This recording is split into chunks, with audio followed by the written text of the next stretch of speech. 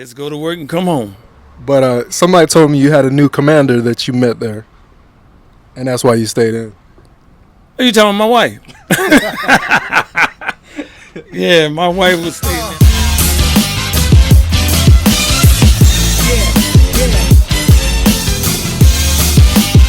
This is the DD214 show.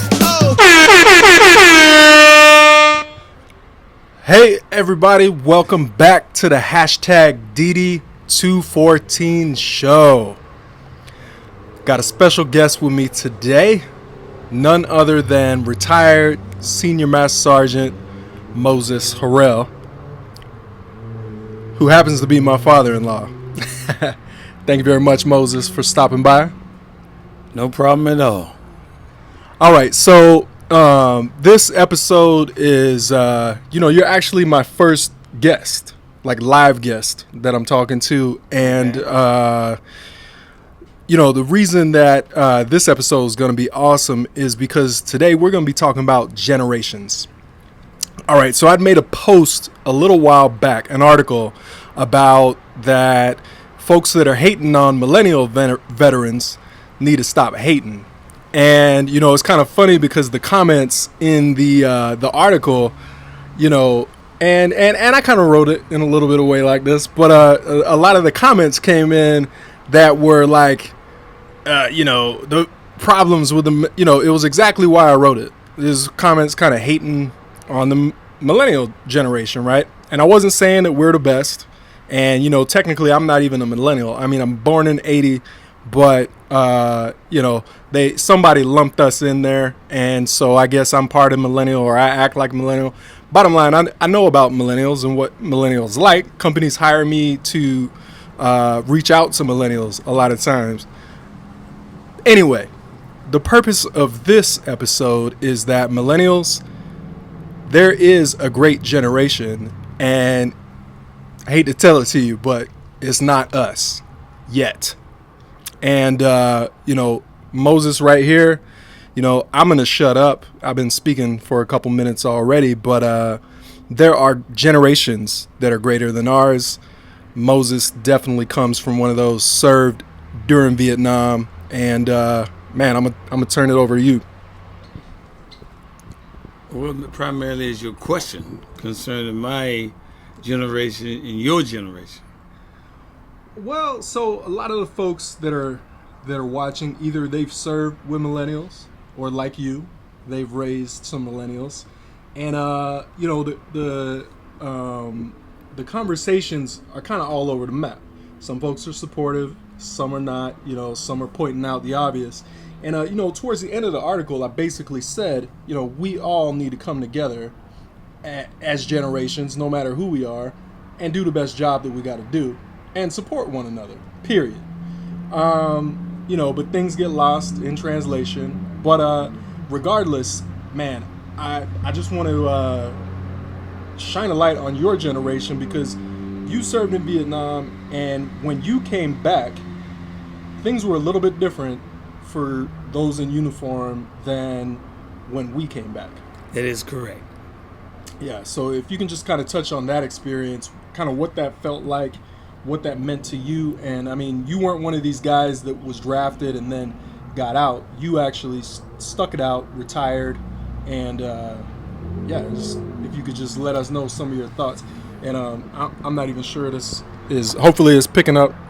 Yeah, it's picking up. But, well, primarily when the Vietnam conflict, it started early, way before I got there. I got there in 70, and people were already there in 60, 62.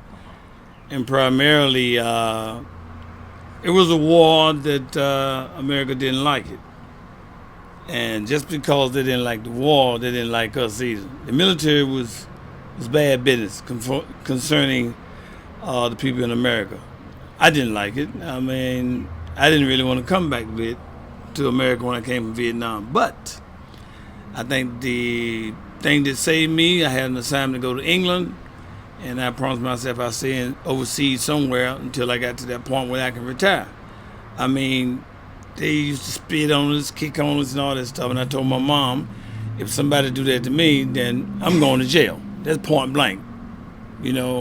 Yes, I raised my hand and served the country no matter what, but that's what you had to do. Yeah. But the civilians in America, they didn't like us at all. I don't care where you came from. That was the thing. Baby killers. We were no good. You couldn't get decent jobs. A lot of guys were just like some of the guys coming out of Iraq and Iran. I mean, we have problems, mentally, physically. Some of us on pills today. And some of us are still, if I get my information correct, are still, those that are still surviving, still living somewhere off the land in forests and places in different states. They don't want to go back to society because of the way it was treated. And, I don't think America got over that. Even today, those that are still alive, that we still haven't been treated properly to a certain extent. So you just got to keep on pushing. And the good thing about it, our young generation of the Iraq War and the Afghanistan war that's going on now, I mean, they're getting their due. They should have did it a long time ago. Don't wait till the last minute to take care of our people who give you the life you can live and enjoy, and you have the freedom that you can walk the street no matter who you are, where you are, and whatever it is. And we have some people today still feel that we shouldn't be in Iraq and Afghanistan. I understand the problems they have, but we are military people, and our job is to provide the security of the United States and our allies and keep it pushing. I mean, some decisions that are made are not 100% what we like, but we got to do a job. Yeah, amen to that. From behalf of the millennial or the young veterans, whatever some folks would like to call us, I just want to say thank you. I know that you and I have discussed many things about that time, and you're very humble with the stories you share publicly and even privately. And I apologize, even though I wasn't alive during that time. Man, it's mind-boggling. Today we do have systemic issues in the veteran community, but we have so many organizations that are trying to help change that. True. Today. And I feel like you guys did not have that. Can you tell me a little bit about that? We really didn't have the support. That's number one. And protesting every day, depends on where you were. People would burn your house, kick your butt with more people. We had a lot of injuries. But a lot of people, we made it through. I mean, the good thing about it, like I said before, the generations out there now, they're getting the support no matter what happened. Well, we should have had that ourselves. But that was a difficult time. I mean, we had Flower Child, hippies, a lot of smoke, popping, smoking pot and doing this other thing. But we came back to a country that really didn't like us at all. So I give my praise to you guys. I mean, y'all still doing the do. But we all right. We'll make it. I know we still got big problem with the VA too, to a certain extent, and I hope they correct that. Yeah.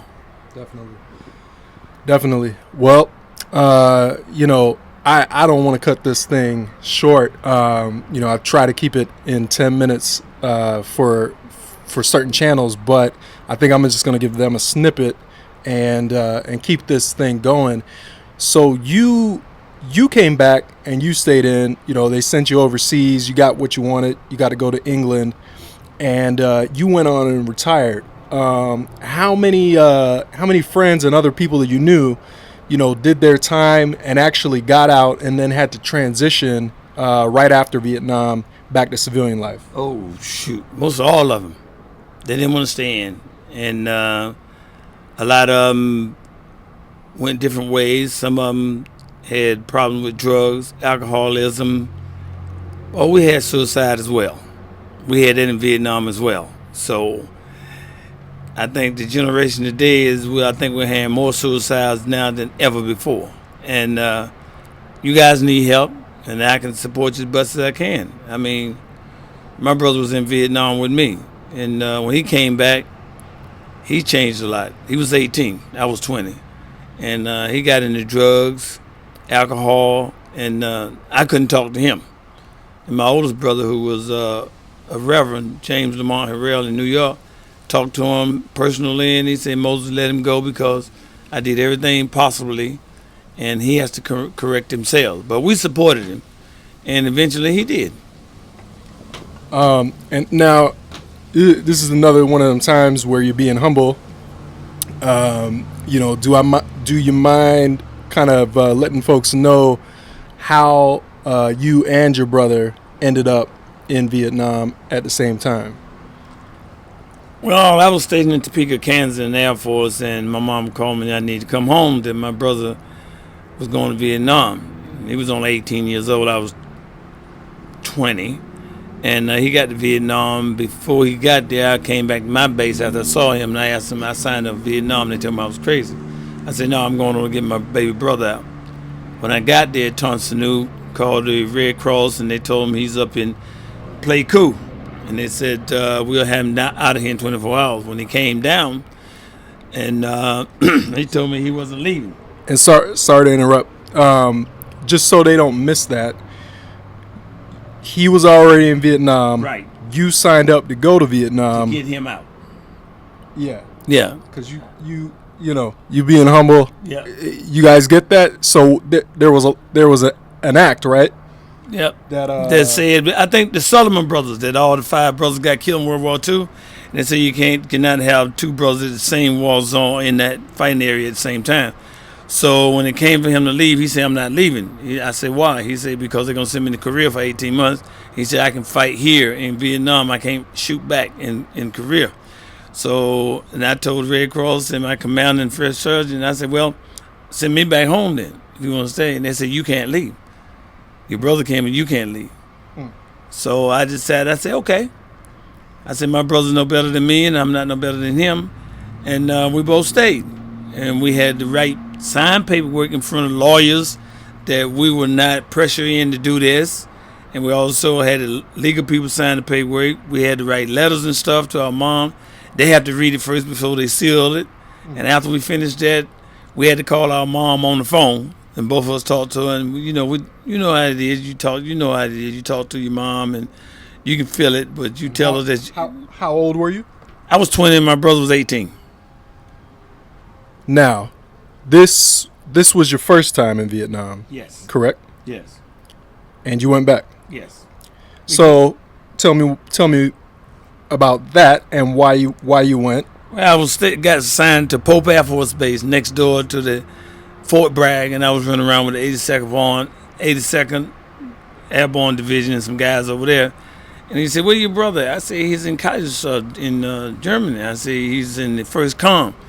He said, "How long has he been on that?" He said, "About 4 months." He said, "Your brother will be back in Vietnam in 2 more months." I said, "Hey." He said, "That's what they do, rotate them out, in and out." And I went and signed up for Vietnam again, and I went back over there until he got out. And that was it. He got out. So you went over there so that he would come back home. Again. So he would not be able to go back with the Army.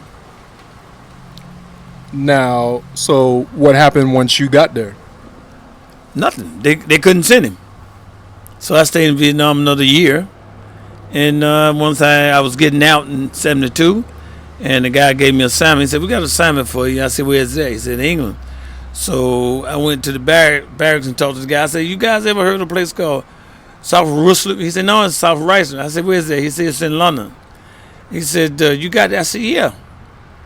He said, "You married?" I said, "No." I said, "No, not married." He said, "It's a good assignment." He says, "No barracks, no all that over there." He said, "You enjoy it." And that's what kept me in the military. And that was it. Now, you said that's what kept you in the military. Yeah. The good assignment downtown.